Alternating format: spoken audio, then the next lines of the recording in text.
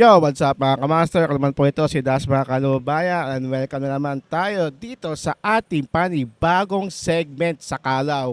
Ito ang Usapang Kalye, kwentong kalye, mga aral sa kalye at ano ba ang kanilang matutunan.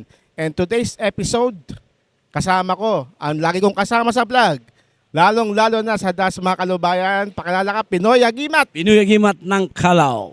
Okay, so Pinoy Agimat, makilala ka muna sa mga viewers natin ngayon, sa mga sumusuporta sa'yo. Sige, batiin mo sila. Magandang hapon po dito sa Kalaw, sa may near of Jollibee, in front of Shitik Maritime Training Center. Oh, by the way pala, no, ikaw na unahan itong podcast sa Kalaw. Tayo lang ang gumagawa nito sa Kalaw. Yes, natupad na. Wala kayo makikita gumagawa ito sa Kalaw. Kami lang ang gumagawa nito, diba, Pinoy Agimat? Okay. Okay. So, Pinoy Agimat, ikwento mo naman, no, kamusta ang buhay-buhay dito sa Kalaw? Medyo, nakikita ko, Biyernes, maraming tao. Kamusta ang buhay Kalaw? Dito sa Kalaw, ang actually talaga, ang gamutan dito is Martis Bernes. Ngayon, ang magpapagamot sa akin, meron din Troto online. Merong nagpagamot sa akin sa Saudi na karaan din. Oh, by the way pala, no, Dubai. sa mga unang nakakilala sa'yo, bakit manggagamot kasi si Pinoy Agimat is marami siya mga benta ditong mga Lucky Charm, mga agimat, mga Yes, mutya. pampaswerte. At hindi lang po yun, ha, kundi yung mga malalayong mga lugar mula sa mga taga Bulacan, mula sa Cavite, is dinadayod dito sa Kalaw. Hinahanap si Pinoy Agimat sa lahat ng mga sakit na maaari niyang mapagaling. Yes. Yan. So may mga gamutan dito sa Kalaw. Kaya nababanggit niya na may gamutan dito sa Kalaw. Yan. Tuesday and Friday po ang gamutan dito. Actually sa donation lang po ito. Kaso lang magkakaroon tayo ng gamit. Meron ding mga gamit na kaya naman sa abot presyo, kaya nyo.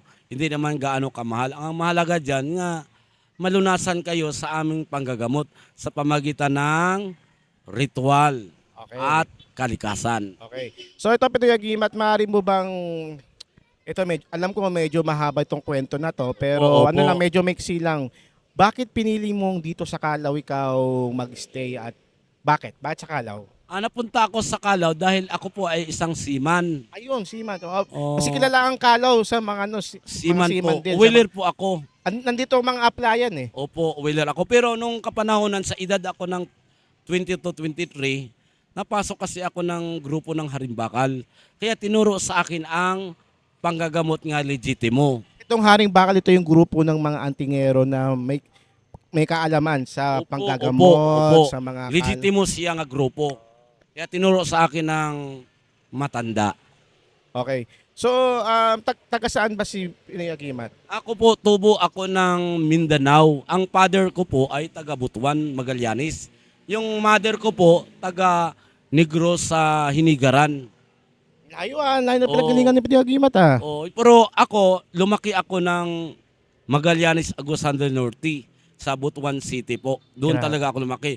Pag graduate ko ng pinaaral ako ng magulang ko sa Bacolod sa Sumag. Nag-graduate ako po ng batch 1991 sa Associate in Marine Engineering. Grabe, ano pa lang ako noon, kakapangkapanaksak lang ako noon, Pero 1991. nauna ang Harimbakal bago ako sumampa ng barko. Ito sa ano pa lang to, sa Mindanao pa lang ba to? Yes po, nanggamot na talaga ako sa Mindanao.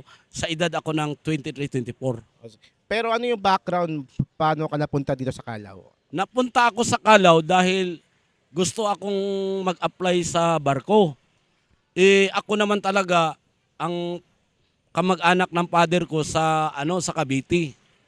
Kaya minsan naghahanap buhay na lang ako dito, naghihilot para malunasan ko ang aking buhay nga may makakain ako araw. Nag-apply talaga ako nung kapanahonan, ngayon nanggagamot ako sa Kalaw. Sinasamahan ko siya ng hilot, pang-survive ko sa pang-apply ng barko. Ngayon nakasampa ako sa pamagitan ng paghihilot, panggagamot, doon ko kinuha yung panggasto ko dito sa Kalaw, sa street ng Kalaw. And then doon sa Luneta, rin ako, naghilot din sa Luneta. Binabayaran na ako ng 20-50. Kasi nung kapanahonan, mura naman talaga ang hilot eh. Pero actually, ako ay survive talaga. Nakasampa din ako sa barko since 2007-8. Kasi unang sakay ko, status agad eh.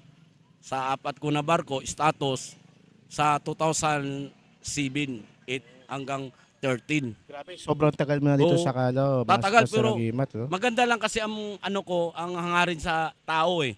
Kasi kung totoo, Never ako na gawa ng mga masama. Kasi pag sinamahan mo yung kaalaman mo ng masama, baka ikaw ay malaglag rin na hindi maganda yung mapupuntahan mo. Basta gawa ka ng mabuti, dasal ka, tulong ka sa kapwa, tulungan mo yung sarili mo for family, ah, sa tao, sa bayan, sa Diyos. Talagang makasurvive ka basta gumawa ka ng mabuti lang. Kasi may tao kasing magtitiwala rin sa iyo eh. saka Master, maalala ko lang, college pa ako na 10 years ago pa lang no, nung una tayo nagkakilala. No? Oo, alam ko, estudyante ka Dumaan noon. lang ako sa ano po ba Oo, mga... nag-vlog ka noon sa akin. Oh, yun, dun yung Malaki yung nagsimula yung... kamera mo eh, pinapatong sa taas eh. Oh, tapos Ngayon, high-tech na tayo ngayon. yun yung ano, yun yung hindi ko akalain na ano, nung pagka-uwi ko, nag-virals. Estudyante ka noon, estudyante, alam ko. Paano nag-virals ka nun eh, no? Oo, kasi dahil sa panggagamot ko, nakita yung katotohanan nga sa bangkita, pinapagaling talaga yung tao. Siyempre yung sumubok din, gumaling, hanggang kumalat yung agimat ko. Kasi dinidikit lang yung bato sa katawan eh, kidlat eh, nawawala din ang sakit. Mas lapit lang natin yung mic. O nawawala yung sakit. Kasi may dasal kasi siya nga nilalapat namin sa tao. Pag nadikitan ka ng kidlat, yung dasal din nandoon din. Sa kulam sa barang, Pero Master, paano mo nakita yung Calao bilang isang oportunidad? sa pag-a-apply ko talaga sa barko, dito ko na Nakilala din yung nakilala mga- ang Calao kasi seaman nga ako. Sabi ko ako ay oiler. Kasi alam ko si Master nauwi ka sa Fairview, tama? Hindi, ba? sa Cavite talaga ako nauwi sa pinsan kong kapatid ng father ko. Kasi Oo. wala akong tirahan eh. Kaya natutulog lang ko sa Lunita nung kapanahonan pag wala akong pamasahe. Kaya nagdiskarte na ako dito nga naghihilot na ako sa Kumbaga Lunita. hanggang sa maging magkapera ka na, dito mo na nakita talaga yung oportunidad. O dito na kasi may pangkain ako, may pamasahe na ako, hindi na ako umuwi. Siyempre makapag-apply na talaga ako. Kasi ginamit ko yung hilot eh. At saka yung panggagamot nga donation. Oo. Nung Saka panahon na nun- kitang-kita naman, Master, dahil kada punta mo dito talagang ito, kita natin may mga tumatambay, may mga pupunta sa iyo, talagang may mga bumibili din ng mga Agimat. gimat. Saka nadadatnan ko, yung mga iba pa bumibili is from the Cavite pa, mga Cavite, mga mayayaman Bulacan, pa, no, 'di ba? Cavite, Bulacan, and then sa ibang lugar pa doon sa Batangas. Minsan may ano pa, may mga Pangasinan, mga Pampanga. Kasi nakita kasi nila sa vlog natin nga iba-iba ng tao pumupunta sa akin eh. Siyempre sila, gusto rin sila makakuha ng isang gamit nga makatulong sa kanila din. Yun ang ano dyan. Okay. So, doon naman tayo dahil nga sa Calao din tayo dito is lagi maraming mga araw-araw iba-iba mga taong dumadaan dito. Siyempre mga seaman ito eh. Sima, mga Iba-ibang nag-a-apply, lugar. Siyempre, mga namamasyal din, mga pamilya. mga seaman na nag-a-apply, mga namamasyal, dumadaan. Actually talaga, nandito yung mga seaman nga iba-ibang klaseng lugar. Kasi nang-apply nga sila. So, dito sa Calao, paano mo nakilala ang Calao? Kasi yun nga, iba-iba ang mga tao dito. Dito ba, di ba may iwasang may mga gulo pa nangyayari dito? Dito naman talaga sa Calao, iba-ibang klaseng mga tao dito. Pero dito, hindi ka naman inaano ng tao pag ikaw ay hindi ka sumasali sa gulo. And then, tayo naman, spiritual.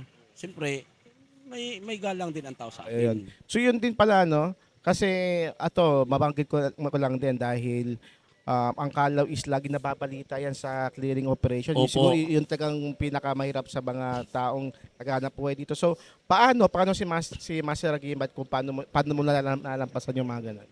Actually naman talaga, may street clearing talaga kasi legality galing sa City Hall, MMDA. Siyempre tayo, susunod tayo sa batas. Hindi tayo mamatigas dyan. Pero may time naman talaga nga pinapabayaan tayo sa Calao nga makapaghanap buhay rin tayo. Pag oras ng clearing, alis ka dyan. Kasi baka may program dyan. Yes, baka kasi galing sa taas utos yan eh. Baka may Siyempre, baka gagamitin yung luneta. yes, diba? respeto lang tayo. Hindi naman ikaw pwede na ikaw pa magreklamo. Oo, respeto lang tayo. Siyempre galing sa taas, susunod tayo sa kataas-taasan bilang respeto. Okay. So, yung mga ano naman dito, no, paano naman yung pakikisama ng mga tao dito? At paano ba makisama si Master Aguilar? Makisama lang tayo sa tao dahil tayo ay taga Sakalaw. Kung ano ang mga cooperate dito, mag-cooperate tayo dito. Sa barangay, sa pulis, sa mga kung ano ang mga ano dito, cooperate tayo. O, saka hindi lang yung mga taong dumadalang yung mga nakasalamuhan mo, pati yung iba pang naghahanap buhay din, di ba? So, Oo. paano naman din yung sistema nyo dito kapag kuwari, nakikita-kita kayo ng mga vendors, ibang mga naghahanap buhay, paano yung pakikisama nyo dito? Pakisama nandito yung ang respeto lang sa isa sa natin, nga gumawa lang tayo ng mabuti. Kasi naghahanap buhay tayo sa Kalaw, ang paglilinis sa Kalaw, at respeto nga, ganun, gagawa ka ng mabuti sa kapwa, nga, hindi ka magluko sa kapwa, hindi ka magluko sa kapwa vendors, saka kailangan malinis ang area. Saka susunod tayo sa nagmamanage sa Kalaw, pati MPDC, yung National Police Park.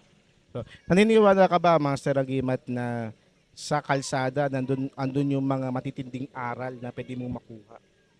Oo, may mga matinding aral sa Sa kalsada. sa karsada.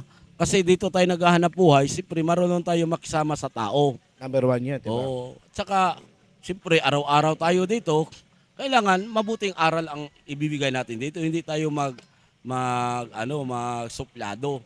Kasi hindi natin alam ng tao kung sino siya. Kailangan bigyan natin ng magandang trait sa tao nga. Oh, baka yabayabangan mo yung tao. Hindi ka pwede dito. Napaaway ka pa, tapos di mo alam, yung pala, di mo alam, Kailangan- masaksak ka dyan. No? Kailangan marunong ka dito sa bangketa, sa tao magharap. Kailangan totoong tao ka rin. Huwag mo silang lukuhin. Kasi pag niloko mo isang tao, siyempre may mga galit yan, babalik yan sa'yo. Kaya nga delikado nga ang Kalaw pag magtinda-tinda ka dito nga hindi totoo ka. Ano ka pag initan ka dito? Pero sa akin naman, totoo naman Since talaga. ilang taon na, 2000 dekada na. 2013, 14. Kaya hindi ka dito tatagal. Kapag ikaw ay gawa ka ng masama dito sa Kalaw, hindi ka rin tatagal dito. Pero gawa ka ng mabuti, tatagal ka sa Sa Kalaw. number one din, pag may problema, kung ikaw ay may problema, ang Oo, tutulong naman din sa'yo is taga-Kalaw naman din, di taga ba? Kalaw. Siyempre dito, Oh, yes. brotherhood, Kalaw brotherhood.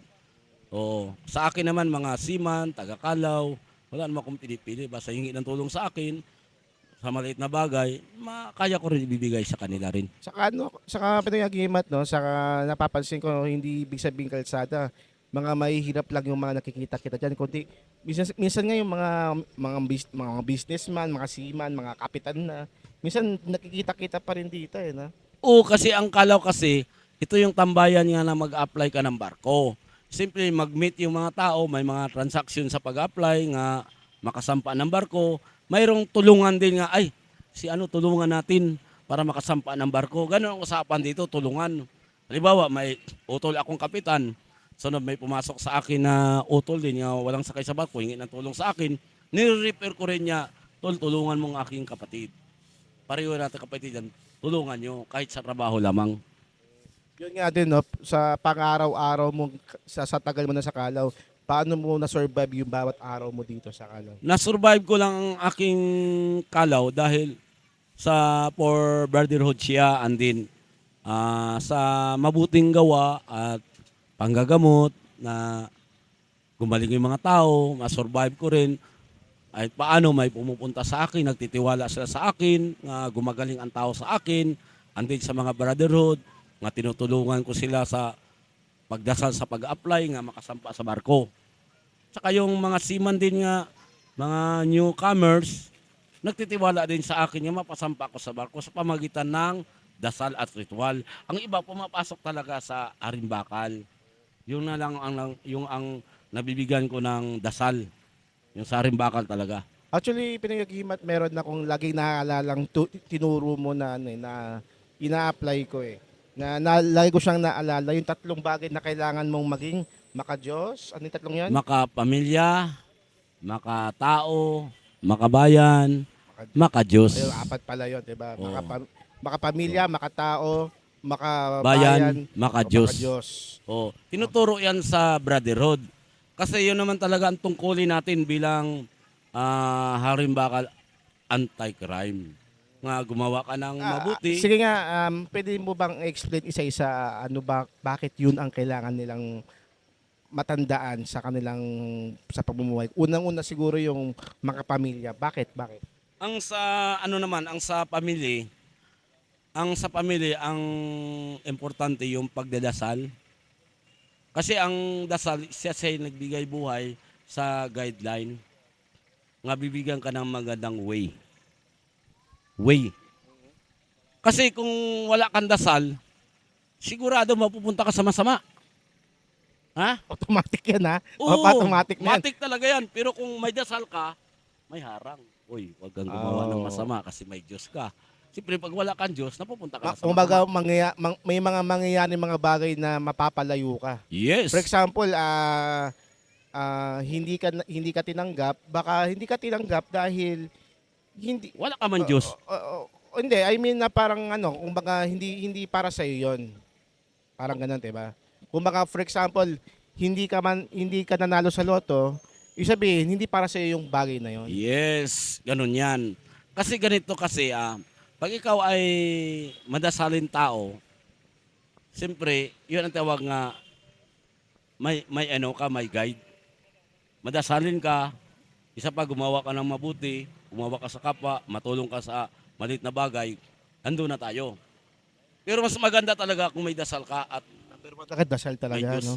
Kasi Kasi kapag ikaw nagdadasal ka, parang hindi mo na naiisip, gumagawa ka na ng kabutihan, wala 'di kang ba? takot, wala kang takot, Oo, wala kang dasal. oo. Parang hindi mo pigilan yung gawa ng masama. Ngayon, kung may dasal ka, may takot ka sa Diyos. Yun na lang talaga ang guide. Makasurvive ka niyan, makasurvive. Yung tawag na survive sa pamagitan ng dasal. Importante sa family na may nagdadasal talaga. So, Ano pa? paano naman din yung ano ba yung makapamilya, Ang sunod, yung makatao. okay, makatao. Pero sa apat na yun, bago tayo magpatuloy, no, walang nabanggit doon na makasarili. Ang Sarili lang yun. ang makasarili, yun ito na tayo, siguro yung wala ka ng Diyos siguro. Sa'yo kinuha mo na yung pera. Sunod, sarili ka na, puro na lang kasayahan yan. Wala ka nang isip sa tao, wala ka nang isip sa pamilya, wala kang isip sa community, wala ka nang isip sa pagdadasal. Saya mo lang Kasi talagang nakuha isip mo na yung goal mo eh. Sibali ang ano sa'yo, this is materialistic ka. So doon na papasok talaga yung kontra doon na dapat ikaw ay number one is makatao. Makatao, yung pagmamahal mo sa kapwa. Na Mahirap bang magpakatao ba o mahirap ang makisama o parte 'yon di ng pagiging makatao? ang makatao, ito na yung matulungin ka, may advice at saka Naiintindihan mo maintindihan mo, marunong ka mag-adjust sa tao. sa tao. Marunong ka mag-adjust at saka Naiintindihan mo siya yung kalagayan niya. makatao ka, may puso ka ang tawag. Kumbaga may puso ka talaga. Mm. Makatao, may puso ka. Yung mga tulong mo, hindi mo na sinisingil yan. Pabayaan mo na lang. Importante na tulungan mo siya. Yun ang makatao. Walang inaasahan nga mo ibabalik sa'yo. Yun na lang ang dyan, makatao ka. Ako, kailangan niya sa mga politician natin ngayon, no? Makatao ka. Sa mga nagnakaw ng buwis natin. Ako dyan, labas naman ako dyan sa mga ganyan bagay. Kasi tayo, kanya-kanya tayong mga natin, trabaho, sa atin, sa spiritual tayo, sa kanila yon. Politics, Kaya pala religious, iba may yan. mga batas na parang sinasabi nila, no, hindi makatao yan, hindi makatao. Kasi ang taong bayan kasi, magsigaw-sigaw kasi yan eh. Nga, makita naman kasi nila yan. Nga, ganun ang tao. Pag makatao yan, siyempre, yung gawa kasi ang hinanap nila dyan. Yung gawa ba? Yung gawa mo nga sa tao mo nga, nabigyan magandang buhay yung tao. Yung pinaghirapan, ibalik din sa tao. Kaya pala pansin mo yung mga taong, for example, pansin ko lang idol ko to, si Tulpo, si Raffy Tulpo yung Opo. Pansin ko kaya pala maraming nagmamahal sa kanya kasi marunong siyang umintindi. Maraming natulungan din. Oo. Kasi pag minahal ka ng tao, marami ka natulungan noon. Marami kang natulungan sa mga bagay nga dapat itutulong sa kapwa. Ganun yan. Tutulong ka lang, walang singilan. Kaya ang magiging next doon, kung ikaw ay makatao, ang magiging next doon is magiging makabayan na. Ang next makabayan na, yung bayan, malaki na yung bayan na harapin mo, yung bayan na talaga. Siguro ang nakikita ko doon is marunong kang tignan kung ano ang kung anong sitwasyon ng bayan mo, kung handa mo bang ipaglaban ng bayan mo o kaya mong sundin kung ano yung mga patakaran din sa bayan mo. Yes, the rules and regulations sa bayan, sumunod ka sa batas. Kaya Yan ang nga, bayan. kaya nga ang number one rule din sa mga maliit pa lang kaya ang batang maliit pa lang pinapapasok na sa eskwelahan is para matuto, O pag-aaral yan, makinig, pag-aaral. 'di ba? Kasi kailangan yung mga bagong henerasyon, merong matutuhunan para sa sunod na henerasyon yan. Hindi pwedeng Oo. walang alam ang bata. Oh, Kaya papasok sa paralan. hindi siya yung hindi siya yung eksakto na kung ano yung natutunan kong mathematics sa school, kundi kung ano yung kalakaran sa school, yun din ang madadala mo sa labas. Kung wari sa school, hindi ka nakikinig sa teacher mo, pasaway ka, edi paglalabas mo sa totoong buhay, malamang sa malamang, madadala mo siya. Oo, ganun yan. Kailangan idadaan mo sa good moral ang karakter. Number one, no? Kasi kaya may subject tayo May nga, yung yung- ngayon wala na ngayon yan eh. good moral characters, yung ganyan nga MDRC ba yun? yung aptitude of service ang tawag. Good manners and right conduct. Yes, attitude of service kasama yan sa subject nung kapanahunan pa. Kasi ang tao kasi dumadaan yan sa pag-aaral. Makukuha mo yung grade mo sa behavior mo doon sa eskwelahan. Kaya nga may grado tayo. Ginagraduhan ka ng teacher mo nga mababa ang attitude service kasi ang galang ba?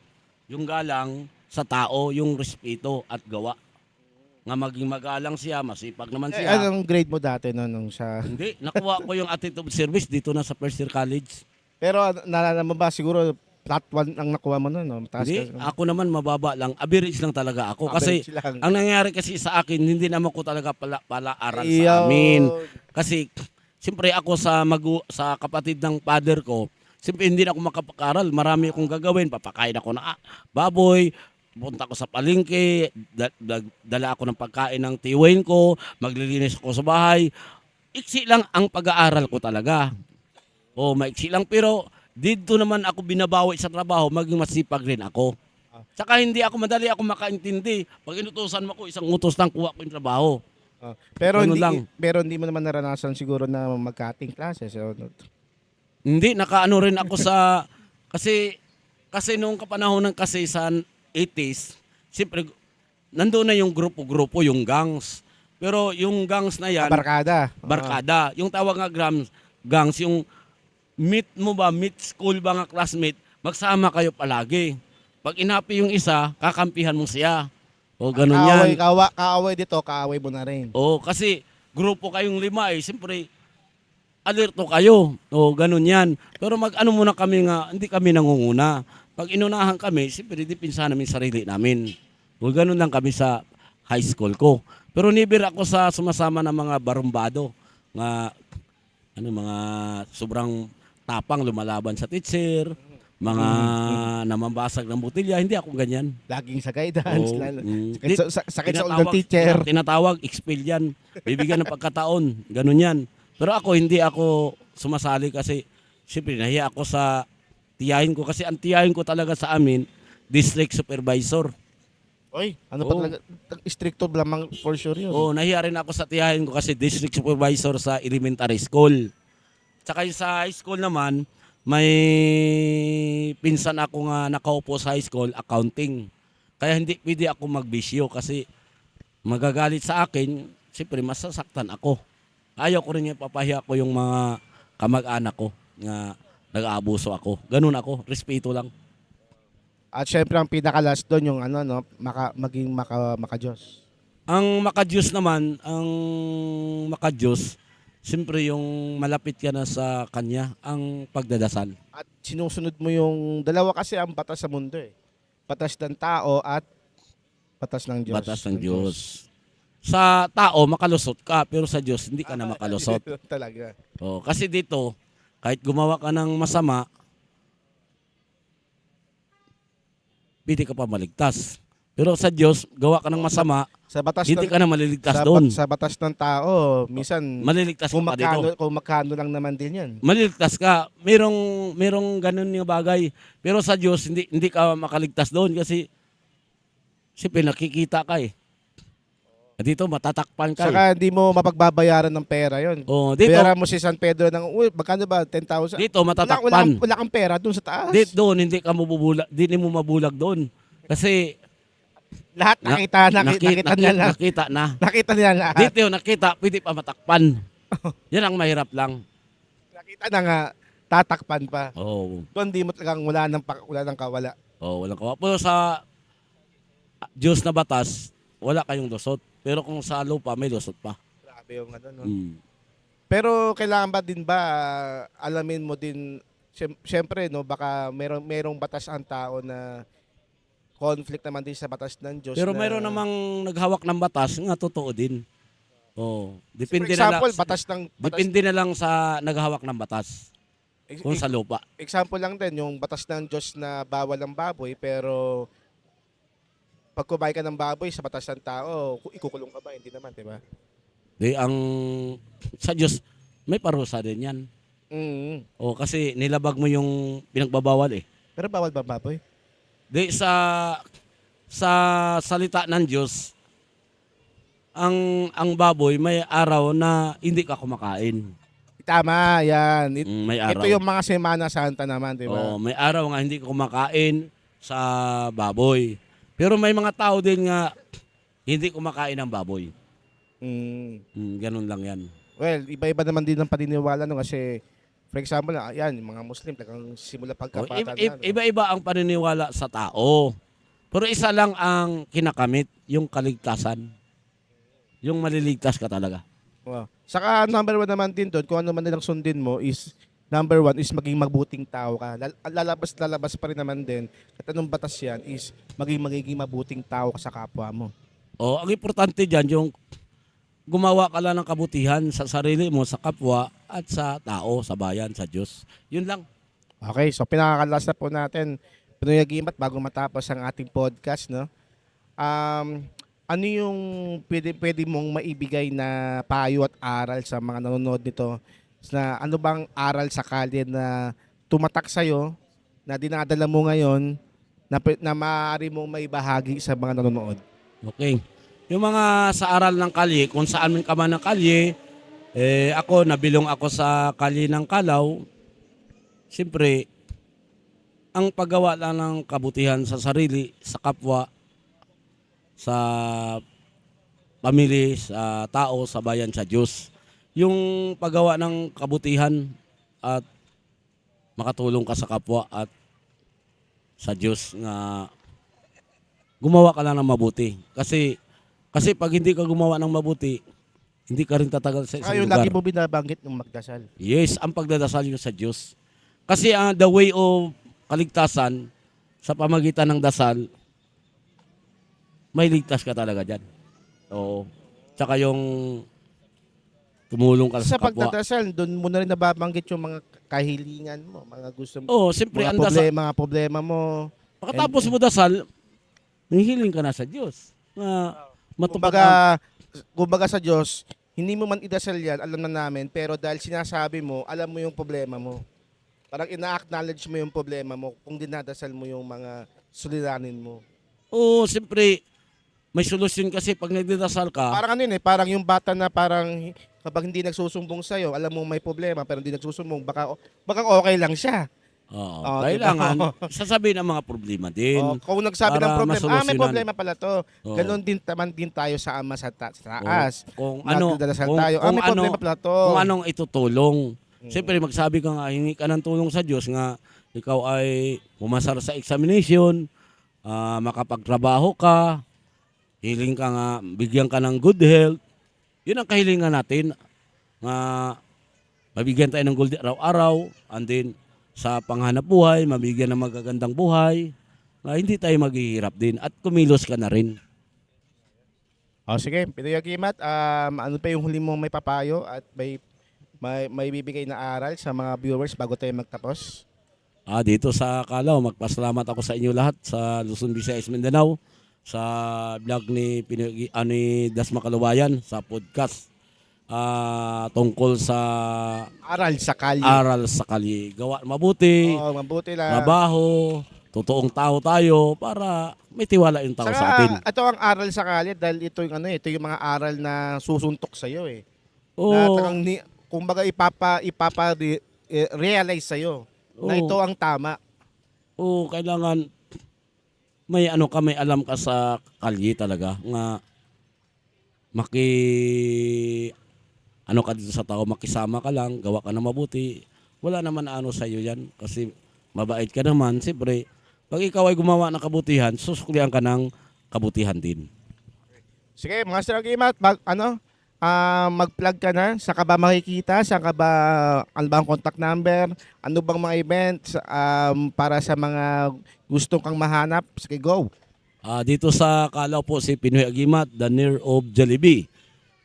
In front of City Maritime Training Center under the Nara Tree. Ayun pala, no? Oh, Kaya sa mga naghahanap dyan sa mga gabay, mga mutya, pangkalikasan. Dito pa rin sa akin, sa Pinoy At Agimat. number ng Calao. 1 din, mga gamutan din, diba? Ang gamutan dito, tawag kayo sa akin kung emergency. Anytime, punta ako sa Calao, punta ako sa lugar nyo. Sige, ano bang pinaka-update number? Sabi mo na anong number? SIM number sa Pinoy Agimat, messenger or call or text. Ano bang eksakto number? Number of 09. 0956 756 2987. Ayo. Yun ang number ko, matagal na yun na number. Sa Calao yan. Tatawagan nyo lang ako or text nga magpagamot kayo sa donation. Kung bibili kayo ng gamit, meron naman tayong the lowest price lang ang bigay sa inyo. Hindi masyadong mahal ang gamit dito. Importante malunasan yung tao, madasalan, mabigyan ng langis at madasalan ang importante. Yon mga kamaster, no? Maraming salamat ulit sa mga nanonood ngayon, sa mga patuloy na sumusuporta dito sa Das Makalubayan, kahit sa mga ibang vlog pa. So, mapapanood din si Pinoy Agimat kila Jo Marie Justo Yun. at kay Yes. Commander Kalanchaw. Kalanchaw. Yan, yung mga vlog na yan. Iliho Siyempre sa Atinta. Das Makalubayan din. At siyempre, kung malapit lang kayo sa Manila, pwede kayong mapadaan dito sa Calao. Anong mga araw?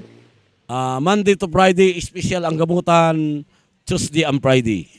Yun. Call or text. Oo, or so tawag. kontak doon at lagi naman naka-online si Pinoy Agimat. Yes. So by the way, ito na pala ang Usapang Kalye. Sana meron kayo natutunan, meron kayo nakuhang mga aral at sana hindi nasayang yung oras nyo sa Opo. pakikinig namin dito sa aming studio sa Calao, no? Studio ng Calao ni Das Makalubayan. Tayo lang ang gumawa ito first time, no? High-tech to high-tech. Saka plano ko rin ma-invite din natin yung pwedeng umupo dito, baka mga taga-Calao dito, baka meron silang mga kwentong kalye, di ba? Yes. Oo. Pwede silang manawagan din naman. Yes, pwede manawagan. Ayan. So by the way, ako pala si Bert Portea at si Master Iliho Atinta, Pinoy Agimat ng Calao. Sovereign Blizzard, Anti-Crime Marimbakal. Watsaru. What's Saru? Watsaru. Sumikat na yan.